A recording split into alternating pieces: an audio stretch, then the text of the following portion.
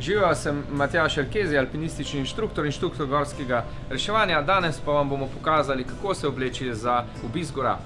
Osnova je aktivna majica, ki odvaja pot, da nimamo občutka, da smo mokri. Hkrati pa ima tudi UV zaščito pred vplivom žarkov. Potem so hlače, ki morajo biti lahke, ravno tako aktivne in pa čim bolj oprijete. S tem preprečimo, da se bi zataknili ob skalo in izgubili ravnotežje in padli. Ne glede na to, da je poleti vroče, imamo s sabo vedno topla oblačila, kajti vreme visokogorju, sredogorju je izredno burno, se lahko hitro spremeni in tudi avgusta imamo lahko sneg.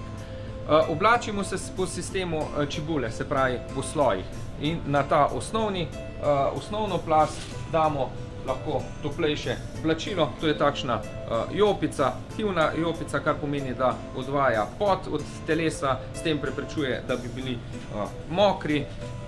Tukaj ima zadrgo, katero lahko zapiramo, odpiramo po potrebi, odvisno koliko nam je vroče ali hladno.